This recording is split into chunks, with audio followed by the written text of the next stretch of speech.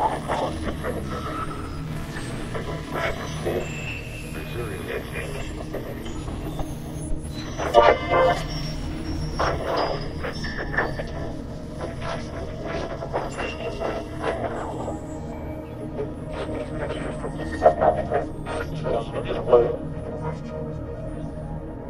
first day in the Hidden Planetary at age 9, as a kid, I looked out and the lights dimmed and the stars came out. And I was called by the universe. I had no choice in the matter. I became a student of the universe, with the ambition of one day being one of its participants in research upon the frontier of cosmic discovery. And that ambition, that inculcation, stayed with me the whole time. To the point where when you become an astrophysicist, when you become a scientist at all, here's what I'm putting back to you. Because what we used to do, and I regret it a little bit, is you would go on pilgrimages to mountaintops, because that's where your telescopes are. And where's the mountain? The mountain is far away from any city, because cities have lights and pollution and other things that interfere with your views. So by construct, the best telescopic observing sites are far removed from civilization, which means it takes at least 4 modes of transportation to get there. The plane, the train, the bus, the all-terrain vehicle. Then you get to the mountaintop. And what do you have to do next? You have to then start going nocturnal. The day is now your night, and the night is your day. And so that's part of the pilgrimage. There's the effort of the travel, and then there's the effort of flipping your schedule and going nocturnal. Then there's the telescope itself, this conduit to the cosmos. It's a physical, it's a tube. It's a conduit.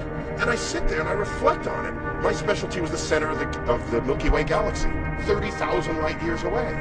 And so I have my digital detectors, I've got the telescope, it's dark, it's just me on this mountain and the universe. And I look up and I just think to myself, there are photons that have been traveling for 30,000 years. And I'm sort of snatching them from this journey and planting them into my digital detector. And then I started feeling bad for the photon, and I said maybe it wanted to continue, but I got in its way. But then I said no, those are probably happier photons than the one that slammed into the mountainside, that will go unanalyzed and will not contribute to the depth of our understanding of the universe.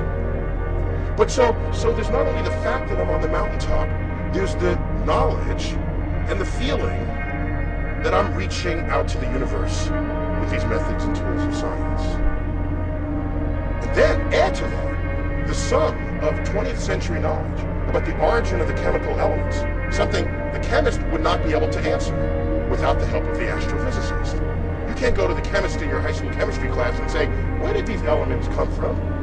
The teacher wouldn't know outside of the domain of science, from within the domain of chemistry. That was informed by astrophysics. We can trace the elements. They were forged in the centers of stars, high-mass stars, that went unstable at the ends of their lives. They exploded, scattered their enriched contents across the galaxy, sprinkled into gas clouds that then collapsed and formed stars and planets and life. And so these ideas, these cosmic perspectives, this pilgrimage to the cosmos, there are people who say this makes me feel small because I need to see the immensity of the cosmos. And I say, no, you're not thinking about it the right way.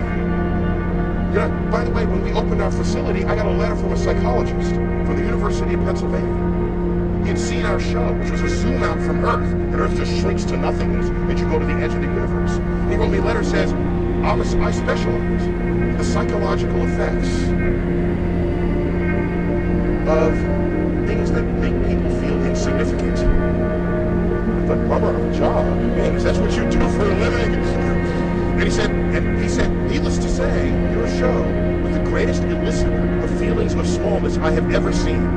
Will you allow me to conduct a survey on the people who visit your show? And I thought to myself, there's something wrong here, because why does he feel small? Well, when I look up in the universe, I feel large.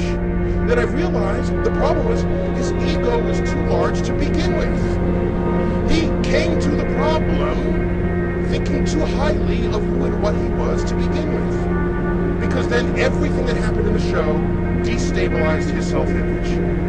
Whereas I know that the molecules in my body are traceable to phenomena in the cosmos. And it's our 15 pounds of gray matter that figured this out. There's a kinship with the cosmos that resonates deeply with New Age thinking, but I'm not apologetic about that. It's what we find. If whatever we find resonates with whoever, go ahead, take it. But what I want to know is, we're in one of the greatest centers of neurophysiology. I want somebody to put electrodes on my head. And when I reflect on our kinship with the cosmos, when I do the calculation that shows that a 15-ton meteorite that we have in the center of the Rose Center for Earth and Space, it's an iron meteorite. When I do the calculation that shows that if you take all of the iron from the hemoglobin of the people in the tri-state area of New York City, you can recover that much iron out of their blood. And realize that the iron from that meteorite and the iron from your blood has common origin in the core of a star. Tell me what part of my brain is lighting up, because that excites me. That makes me want to grab people in the street and say, have you heard this? It's not simply, it's Carl Sagan said, we are star stuff, but there's a more poetic and I think more accurate way to say it. It's quite literally true that we are stardust. In the highest exalted way one can use that phrase.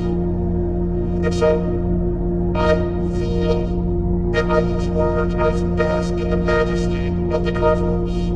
I use words, compose sentences that sound like the sentences I hear out of people who have revelations of Jesus, who go on their pilgrimages to Mecca. There's some commonality of feeling I'm not it. I don't know that I want someone to do it as mine because the day you do. The same centers of my brain are excited.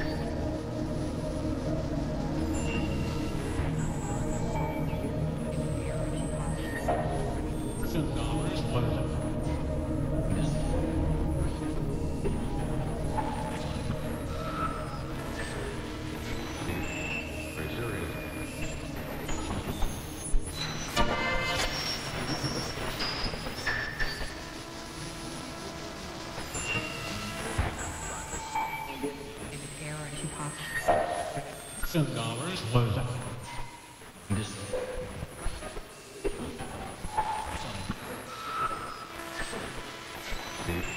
Very serious.